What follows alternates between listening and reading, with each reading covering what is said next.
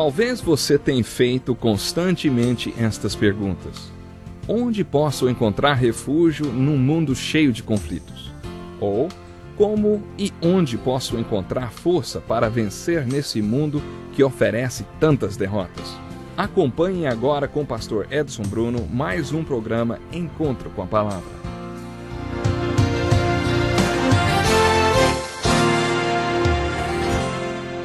Seja muito bem-vindo ao Encontro com a Palavra. Mais uma vez é um prazer contar com a sua presença no nosso estudo. Pegue sua Bíblia e abra no capítulo 17 do Evangelho de João. Intitulamos este capítulo como o Santo dos Santos do Evangelho de João. E depois de participar de alguns estudos sobre este capítulo, eu espero que você concorde com esse título. Iniciamos o estudo do Evangelho de João apresentando um tipo de grade através da qual deveríamos considerar os capítulos deste Evangelho. Em cada capítulo deste livro deveríamos encontrar respostas para as perguntas: quem é Jesus, o que é fé e o que é vida? Isto porque, você deve se lembrar, nos versículos 30 e 31 do capítulo 20, João revela o seu objetivo ao escrever este livro. Ele registrou alguns dos sinais que Jesus operou para nos convencer de que Jesus é o Cristo, o Filho de Deus, e assim, com esta fé, tenhamos a vida eterna. Com base na declaração do seu propósito ao escrever este Evangelho, buscamos em cada capítulo do Evangelho de João respostas para as perguntas: quem é Jesus? O que é fé? E o que é vida? Mas, desde que iniciamos o estudo do sermão da última ceia, não temos mais respondido a estas perguntas. Por isso, como uma maneira de fazer um resumo do que já aprendemos, hoje nós vamos enfocar outra vez o capítulo 17 e extrair dele as respostas para estas perguntas. Este capítulo, que é a oração do Senhor Jesus Cristo por Ele mesmo, pelos seus 11 apóstolos e pela igreja que passou a existir a partir de então, está dividido em 3 partes. Vamos analisar uma parte de cada vez, tirando dela as respostas que buscamos. Esta é a primeira parte. Depois de dizer isso, Jesus olhou para o céu e orou: Pai, chegou a hora. Glorifica o teu Filho, para que o teu Filho te glorifique. Pois lhe deste autoridade sobre toda a humanidade, para que conceda a vida eterna a todos os que lhe deste. Esta é a vida eterna, que te conheçam o único Deus verdadeiro e a Jesus Cristo a quem enviaste. Eu te glorifiquei na terra, completando a obra que me deste para fazer. E agora, Pai, glorifica-me junto a ti, com a glória que eu tinha contigo antes que o mundo existisse. Que resposta encontramos na primeira parte desta oração para a pergunta: quem é Jesus? Para começar, no primeiro versículo, Jesus se refere a ele mesmo como teu filho, ou seja, filho de Deus. Esta é uma das argumentações de João. Jesus é o Filho de Deus. No versículo 2, Jesus menciona a missão que o Pai lhe entregou, se referindo ao Filho, pois lhe deste autoridade sobre toda a humanidade para que conceda a vida eterna a todos os que lhe deste. Esta foi a missão de Cristo, conceder vida eterna. Jesus é aquele comissionado pelo Pai para vir ao mundo e ter autoridade para conceder vida eterna àqueles que o Pai lhe deu. Portanto, no versículo 2, Jesus é o Filho de Deus comissionado por Deus Pai para vir ao mundo e conceder vida eterna. Para isso, Deus lhe deu autoridade e poder sobre toda a carne. Outra resposta para a pergunta: quem é Jesus? Está no terceiro versículo desta oração. Jesus é a fonte de vida eterna. Além de dar a vida eterna, Jesus, junto com o Pai, é a fonte de toda a vida eterna. Esta é a vida eterna, que te conheçam, o único Deus verdadeiro e a Jesus Cristo a quem enviaste. Conhecer a Deus é conhecer a Jesus Cristo. Isto é vida eterna. Por isso, além de ter sido comissionado pelo Pai para dar vida eterna junto com o Pai, Jesus também é a fonte desta vida eterna, porque conhecer a Deus e a Jesus, isso é vida eterna. No versículo 5 existem algumas respostas implícitas para a pergunta: quem é Jesus?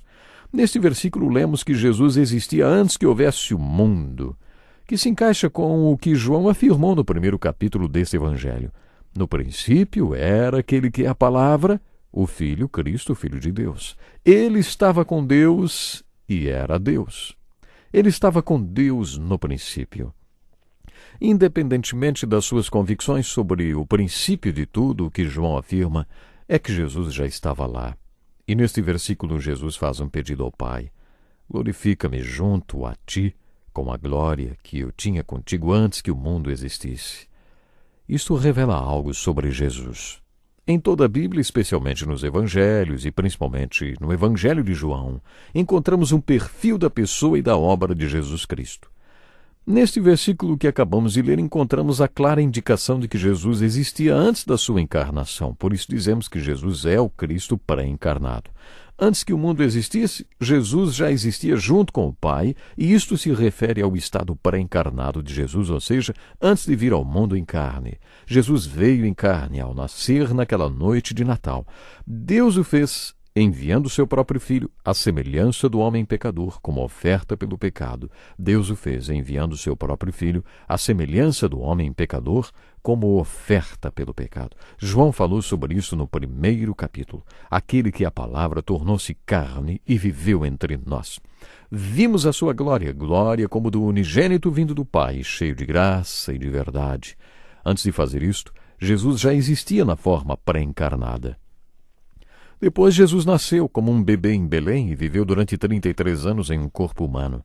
Isto é a encarnação de Cristo, é o Cristo em carne. Isto quer dizer que antes que existisse o mundo e a terra, Jesus já existia com Deus.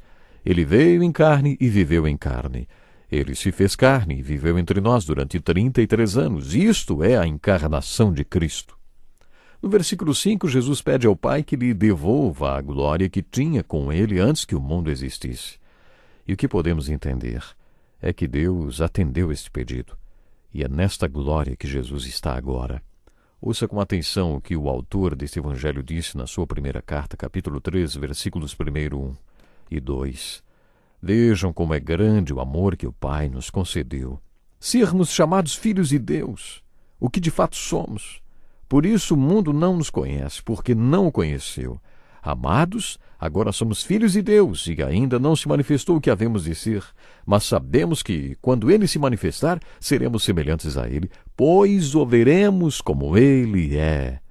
Preste atenção, pois o veremos como ele é. Qual é o estado em que Jesus vive agora? A Bíblia fala sobre Cristo em nós, a esperança da glória. E por ocasião da última ceia, Jesus disse: mas eu lhes afirmo que é para o bem de vocês que eu vou, para que ele pudesse estar em qualquer lugar que um dos seus está. Ele pode estar em nós, em todos nós ao mesmo tempo. Não é maravilhoso saber que Jesus está dentro de cada um de nós? Sempre que você vai para a cama exausto, um irmão ou irmã do outro lado do mundo está se levantando para servir a Cristo. Por isso, em todo o tempo, há sempre alguém servindo, porque ele vive dentro de nós, em qualquer parte do mundo. O Cristo está em nós. É assim que Cristo é.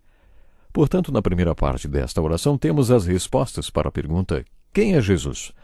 Talvez a resposta esteja na primeira palavra desta oração: Pai. Quantos de nós têm a fé para se dirigir a Deus como Pai? Você crê que Deus tem um interesse pessoal pela sua vida e por tudo que se refere a você? Quando Jesus nos ensinou a orar, ele nos ensinou a nos dirigirmos a Deus como Pai. Pai nosso que estás no céu. Outra resposta para a pergunta o que é fé está no final do primeiro versículo. Glorifica o teu filho para que o teu filho te glorifique.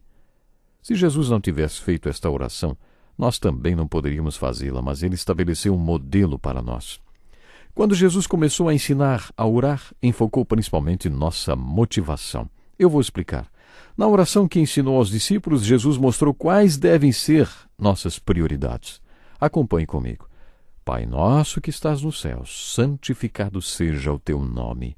Venha o teu reino, seja feita a tua vontade, assim na terra como no céu. Teu nome, teu reino, tua vontade. E só depois de se referir 3 vezes ao Pai é que vem o pedido. Dá-nos hoje o nosso pão de cada dia. E depois de fazer todas as súplicas, dá-nos, perdoa, não nos deixes cair em tentação e livra-nos. A oração é assim concluída. Teu é o reino, o poder e a glória para sempre. Por que você quer que Deus responda a sua oração, hein? Será que é para que você possa glorificá-lo? Isto responde à pergunta: o que é fé? Você tem fé para se dirigir a Deus como seu Pai? Você tem fé para crer que vai glorificá-lo quando Ele glorificar você, de forma que um glorificará o outro, e desta forma mostrar ao mundo a essência de Deus e Ele mostrar ao mundo a sua essência?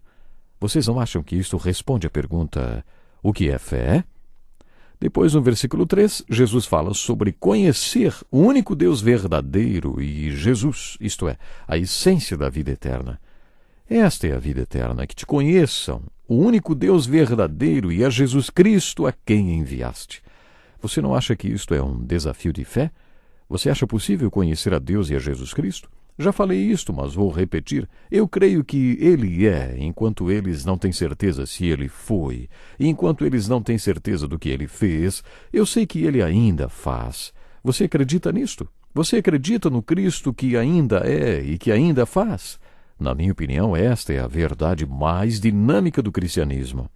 Existem boas respostas nesta primeira parte da oração para as perguntas: quem é Jesus, o que é fé? Gosto da resposta do versículo 4, na qual Jesus disse: eu te glorifiquei na terra, completando a obra que me deste para fazer. Que desafio de fé, você não acha? Será que cada um de nós poderá dizer no final da vida: eu te glorifiquei na terra, completando a obra que me deste para fazer? Será? Este é um grande desafio para todos nós, hein? E depois, o que é vida? Vida, claro, é glorificar a Deus e fazer da sua vida um testemunho do que Deus é. E também vida é trazer à tona a essência verdadeira do que você é. Vida é glorificar a Deus. Este é o objetivo principal da vida do homem. Quando o homem glorifica a Deus, sem sombra de dúvidas, ele está realmente vivendo. E depois, no versículo 3, vida é vida eterna. Esta é a vida eterna, que te conheçam, o único Deus verdadeiro e a Jesus Cristo a quem enviaste. Quando falamos de vida eterna, não estamos nos referindo apenas à vida quantitativa, a vida que sempre existiu, que existe agora e que sempre existirá. Vida eterna envolve conhecer a Deus e a Jesus Cristo. Eles são eternos porque sempre existiram, e quando você está ligado a eles, está ligado ao que é permanente, e você tem vida eterna. Esta é uma resposta à pergunta: o que é vida? Vida é conhecer a Deus e a Jesus Cristo.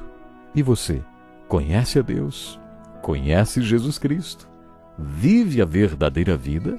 Pense nisso e até o próximo programa. Que lição importantíssima! Obrigado, Pastor Edson Bruno. Prezado ouvinte, coloque em prática o que você ouviu aqui.